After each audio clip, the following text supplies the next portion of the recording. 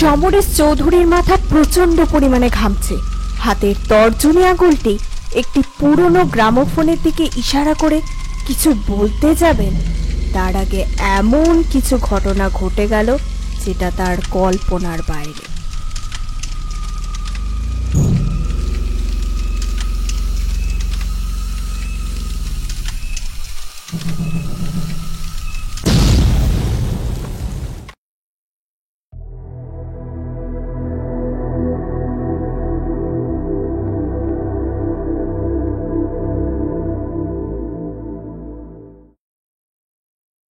একটার পর একটা বই ঘেটে যাচ্ছে 25 বছর বয়সী এক মেয়ে রিয়াশা সেন, পেশায় একজন লেখিকা। ধুর, একটাও বই মনের মতো নয়। কোথায় ভাবলাম সময় পেয়েছি একটু নতুন কোনো স্টোরি রিড করব, তা না।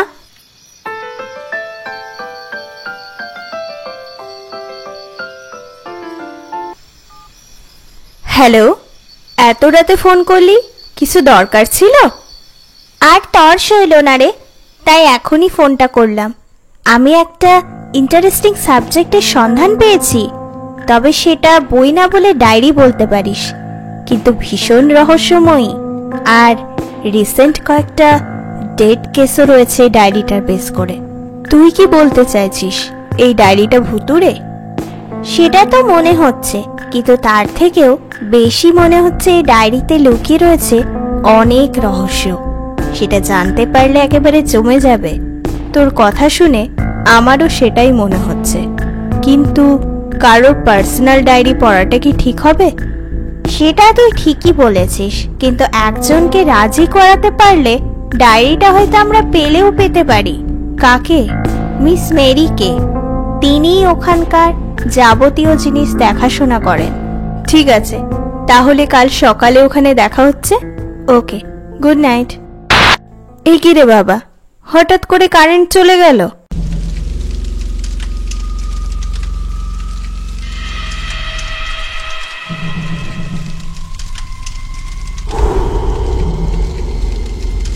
কে ওখানে?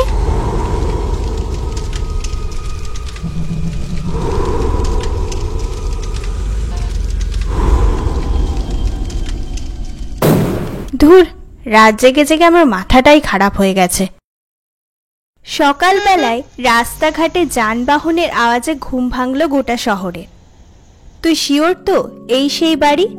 হ্যাঁ রে, 100% শিওর। ওকে চল।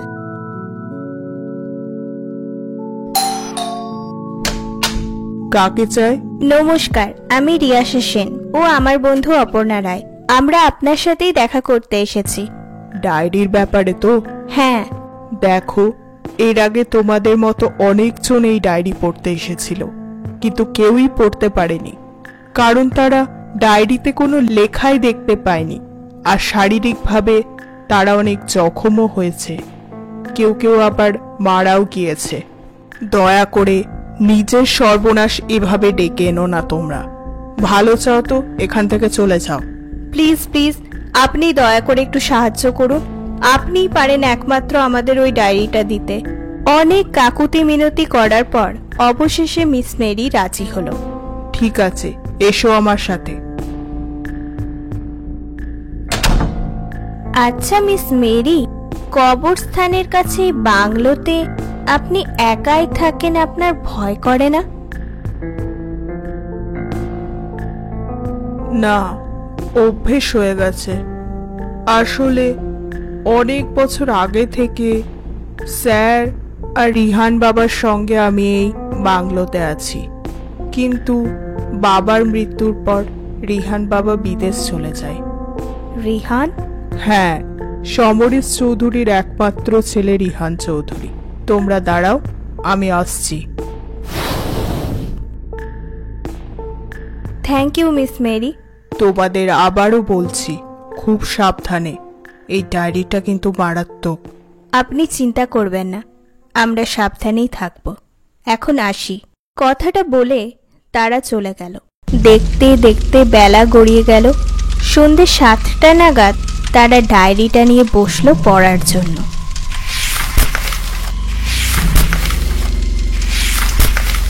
সত্যিই তো এই ডায়েরিতে তো একটাও লাইন লেখা নেই, তাহলে কি হবে রে? দাঁড়া, আমি দেখছি। রিয়াসা পৃষ্ঠা উল্টাতে উল্টাতে হঠাৎ একটা চশমা তার মধ্যে পেল। আরে, এটা তো একটা চশমা। হ্যাঁ, দেখি তো তাই মনে হচ্ছে। এটা পড়ে দেখ তো, কোনো লাইন দেখতে পাস কিনা। ঠিক বলেছিস, দাঁড়া।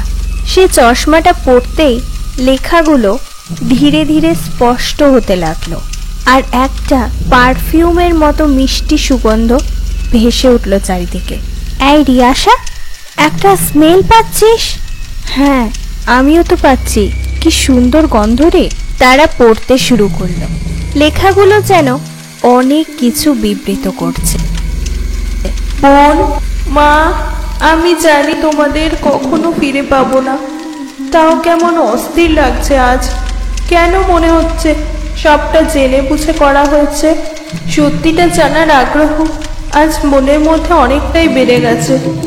তাই আমি ভৌতিক বিষয় নিয়ে পড়াশোনা শুরু করলাম। আজ আমার মনটা বেশ হালকা লাগছে, কারণ ফাইনালি আমি আমার মায়ের সঙ্গে কথা বলে সমস্ত সত্যিটা জানতে পারবো। হ্যাঁ, স্পিরিটের সঙ্গে কথা বলার জন্য আমি এমন একটা চশমা তৈরি করেছি যার থেকে পারফিউমের মতো মিষ্টি একটা সুগন্ধ ভেসে ওঠে ও তার সাথে স্পিরিটকে কানেক্ট করে। ডায়েরিটা পড়াকালীন হঠাৎ কারেন্ট চলে যাওয়াতে রিয়াসা কিছুটা বিরক্ত হলো। ধুর, কারেন্টটাকে এখনই যেতে হলো। শম্পা মাসি, শম্পা মাসি, দেখো না ইনভার্টারটা কেন চলছে না। দাঁড়া, তুই বস। অপর্ণা, অপর্ণা, কিরে কোথায় গেলি তুই? অপর্ণা, এ কি, অপর্ণা কোথায় গেল? শম্পা মাসি,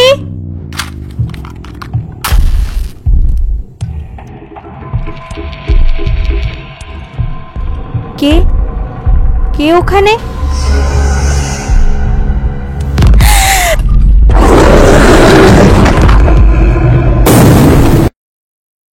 পরের দিন সকালে চোখ খুলতেই রিয়াসা দেখল বিছানার মধ্যে ব্যান্ডেজ বাঁধা অবস্থায় রয়েছে সে। তুমি ঠিক আছো তো দিদিমণি? হ্যাঁ, কিন্তু তুমি কাল কোথায় ছিলে? তোমাকে এত করে ডাকলাম। আমি তো সন্ধ্যার আগেই বাড়ি চলে গিয়েছিলাম। রিন্টুর শরীরটা আসলে ভালো ছিল না গো, তাই। আর আজ এসে দেখি তুমি অজ্ঞান হয়ে মেঝেতে পড়ে রয়েছো, মাথা ফেটে একেবারে রক্ত গড়িয়ে যাচ্ছে। আর অপর্ণা, অপর্ণা কই? কাল থেকে তো আমি ওকে খুঁজেই পাচ্ছি না। রিয়াসের কথা শুনে শম্পা মাসির মুখটা হঠাৎ শুকিয়ে গেল। কি হলো বলো? এ আর বেঁচে নেই গো। রান্নাঘরের কোণে তার রক্তাক্ত দেহ পাওয়া গিয়েছে। সব শুনে রিয়াসা খুব ভেঙে পড়ল, কারণ তার এই সিদ্ধান্তের জন্য আজ তার সব থেকে প্রিয় বন্ধুটা তার থেকে দূরে সরে গেল। অনাথ আশ্রমে থাকাকালীন সেই তো তাকে খুব কাছ থেকে চিনতো, জানতো। আর আজ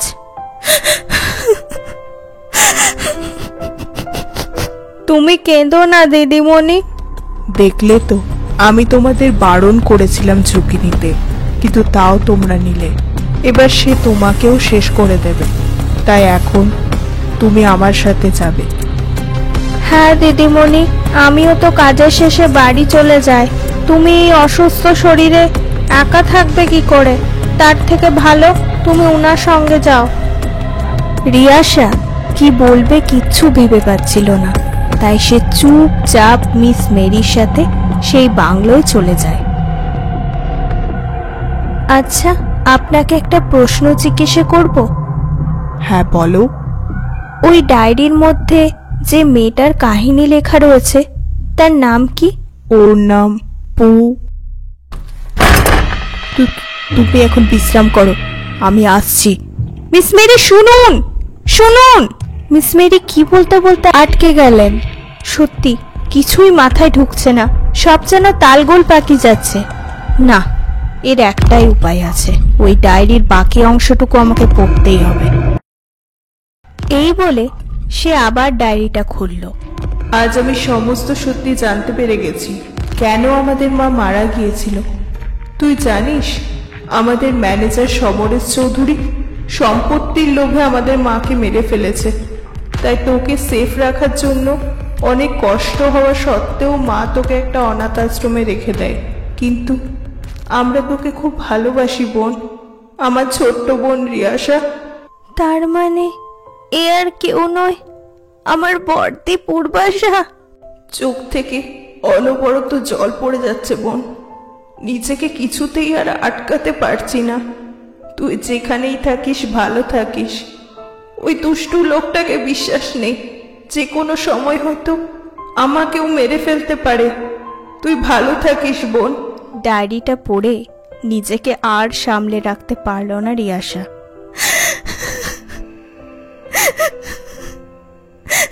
দিদি,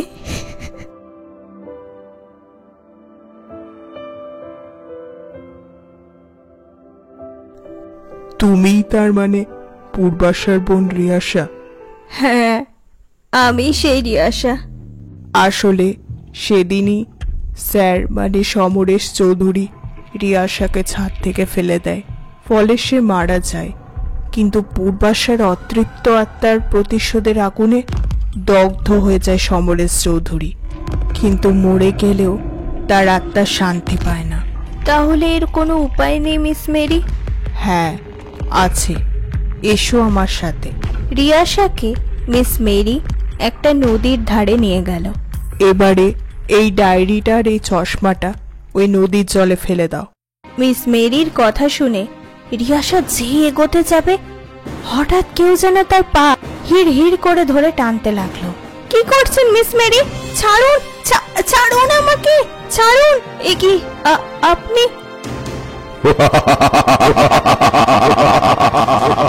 মিস মেরি তো শেষ। তুই কি ভাবলি? এত সহজে তুই আমাকে মুক্তি দিয়ে দিবি? তার আগে আজ তোকেই আমি মেরে ফেলবো। এই বলে সেই আত্মাটি তাকে আক্রমণ করতে গিয়েও যেন পারল না, কারণ তাকে ধরে রেখেছিল পূর্বাশার অতৃপ্ত আত্মা। তাড়াতাড়ি গিয়ে রিয়াসা ডায়েরিটাকে ও চশমাটাকে জলে ভাসিয়ে দিল। সঙ্গে সঙ্গে দুই অতৃপ্ত আত্মা শান্তি পেল। রিয়াসাও আস্তে আস্তে বাড়ি ফিরে এলো। সমস্ত কিছু তার যেন একটা দুঃস্বপ্ন মনে হচ্ছে। কিন্তু টেবিলে রাখা ডায়েরিটা দেখে সে থমকে গেল। তাহলে কি সমরেশ চৌধুরীর আত্মা মুক্তি পায়নি, নাকি এ তার চোখের ভ্রম?